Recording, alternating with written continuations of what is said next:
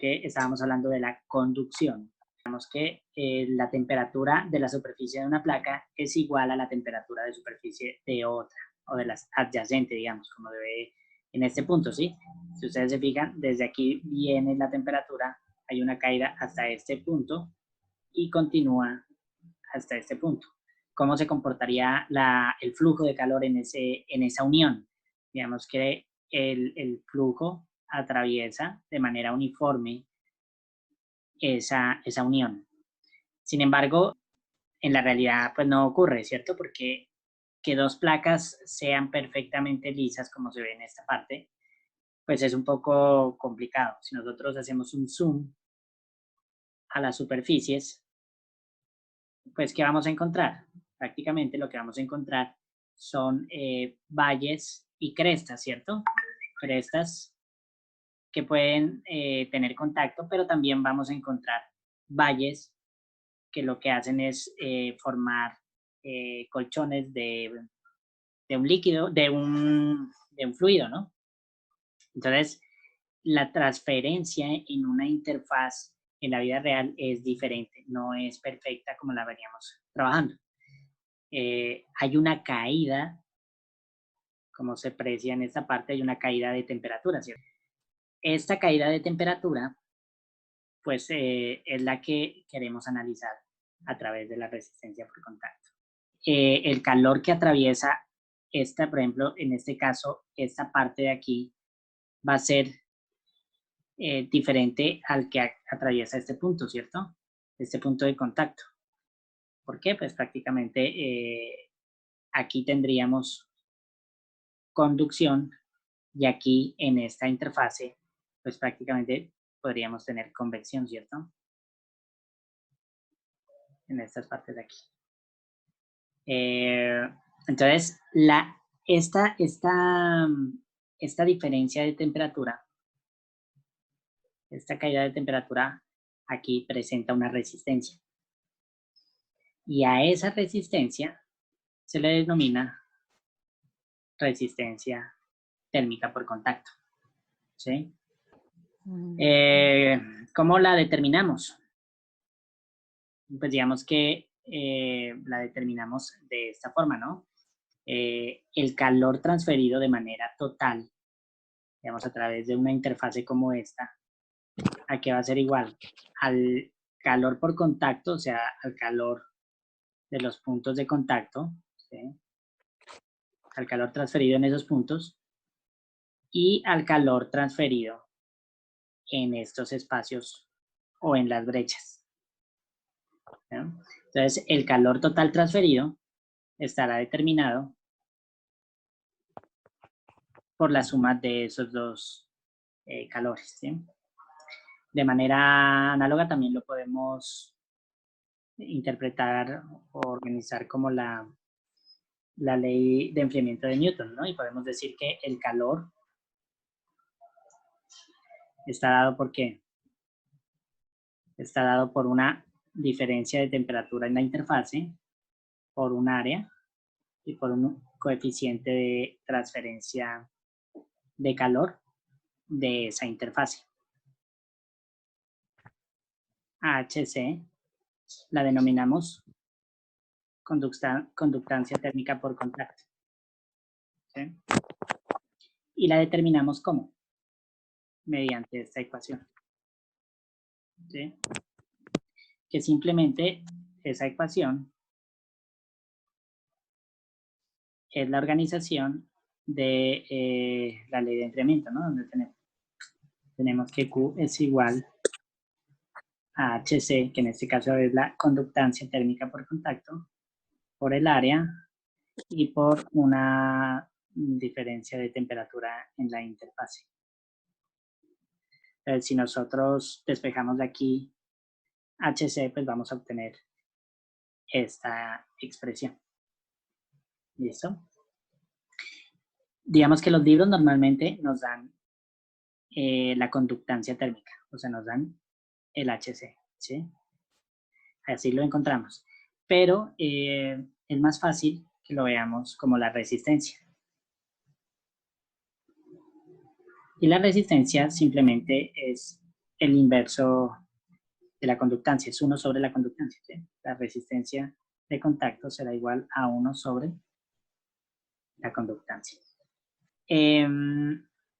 Esto nosotros lo podemos representar como una resistencia y se ve, digamos, más fácil, ¿no? Entonces aquí el siguiente apartado nos habla de las redes generalizadas de resistencia térmica, donde simplemente lo que vamos a encontrar pues es cómo nosotros vamos a determinar la transferencia de calor a través de diferentes elementos. Por ejemplo, aquí pues vemos un elemento, ¿cierto? Como este, unido a un elemento 2,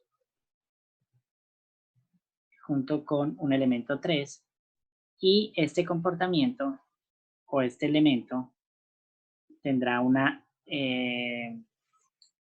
transferencia de calor determinada a través de todas estas áreas, ¿no? Digamos que el calor aquí se mueve a través de esta área, se mueve a través de esta área y se mueve a través de esta área de aquí. Entonces, ¿aquí qué tendremos? Pues tendremos una red que la podemos esquematizar de una manera más sencilla a través de este diagrama, ¿no? Donde tenemos aquí el elemento 1, digamos. Aquí tendremos el elemento 2. Y aquí tendremos el elemento 3. ¿Sí? Entonces la resistencia que representa el elemento 1, el elemento 2 y el elemento 3, más la resistencia del ambiente, ¿no? Aquí tenemos una temperatura ambiente, por ende vamos a obtener aquí una resistencia por la convección, ¿cierto? ¿Cómo vamos a determinar o cómo vamos a interpretar esto? Ya dijimos que el calor es igual a la diferencia de temperatura sobre la resistencia térmica total, ¿no? Entonces, pues, simplemente lo que nosotros tenemos que hacer cuando tengamos una serie de elementos que están en contacto unos con otros y querramos definir la transferencia de calor a través de ellos, simplemente debemos definir las resistencias térmicas, sumar sus resistencias térmicas, y si tenemos el conocimiento entre la temperatura, como en este caso aquí, la temperatura 1 y la temperatura final, pues podemos ejercer o podemos determinar el flujo de calor completamente a través de este elemento, ¿cierto? A través de las resistencias. Es más sencillo de ver y es más sencillo de resolver, siempre y cuando tengamos que una transferencia de calor estacionaria y con una conductividad térmica constante. ¿Listo? Estas son las condiciones principales para que se nos presente estas características. ¿Cómo es la suma? Esto es igual que la analogía con las redes o las celdas en nuestra física de electrotecnia, ¿cierto? Donde veíamos que había intensidad, voltaje, resistencia, etc. Las resistencias en serie se suman, ¿no? Resistencia 1 más resistencia 2 más resistencia 3. Y las resistencias en paralelo o se suman 1 sobre resistencia 1 más 1 sobre resistencia 2 más 1 sobre resistencia 3, etc. ¿Cierto? Lo mismo sucede en este caso. Unas resistencias en paralelo y unas resistencias en serie. En este caso, la resistencia total estará definida como 1 sobre resistencia 1 más 1 sobre resistencia 2 más resistencia 3 más resistencia de convección, ¿cierto? Y este será pues el resultado de nuestra resistencia térmica total, y así podremos darle solución al flujo, a la transferencia de calor a través de una red como esta, como la que se ve aquí. ¿Listo? El valor de estas resistencias pues se han determinado de forma práctica, ¿no? Porque esto es una interfaz. Entre más pulido pues tengamos nuestro elemento, más se va a acercar a esta condición y menor será la resistencia por contacto, ¿cierto? O sea que nuestra diferencia de temperatura va a ser pues menos abrupta, ¿no? ¿Qué hace que la resistencia sea menor? Una pues es el acabado, ¿no? El acabado. Otra es lo que haya aquí. ¿Sí? Normalmente, ¿qué es? Aire. El aire, pues, es un mal conductor del calor, ¿cierto? Entonces, pues, si nosotros cambiamos eso por otro fluido, es un fluido. El hidrógeno.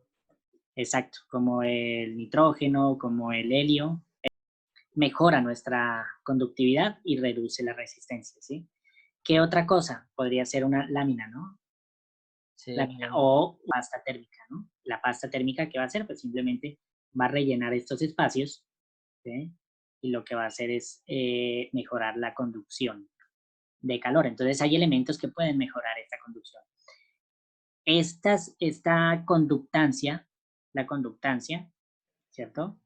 La conductancia, pues se ha encontrado de forma experimental. Entonces hay unas tablas donde se tiene, el libro menciona y el libro posee pues una tabla donde hay pruebas realizadas a diferentes interfaces, o sea, podemos decir que aluminio-hierro o aluminio-acero inoxidable o aluminio-acero. Por acá creo que aquí está precisamente. Pues esta tabla, por ejemplo, nos presenta que el material, ¿cierto? El material que queremos analizar. Entonces, si nuestra interfaz está compuesta por acero inoxidable, pues vamos a referirnos aquí, aluminio, cobre. Aquí hay, digamos, algunas características entre materiales y aquí hay entre diferentes materiales. Entonces, esto es entre parejas del mismo material. Entonces, una interfaz entre dos aceros inoxidables 416 o entre dos aceros 304 o entre dos láminas de cobre o de aluminio, etcétera, etcétera, etcétera. ¿Sí? Donde presentan pues unas características como acabado superficial, ¿sí? O la condición de la superficie, el acabado de la superficie, la aspereza, medida en micrómetros, la temperatura a la cual se han realizado estas pruebas y la presión entre esas dos placas, ¿no? O sea que si yo someto esto a una presión diferente, pues tendré un resultado diferente. Y aquí tendremos la conductancia, ¿no? Acá entre parejas de diferente material, ¿sí? Con resultados pues similares.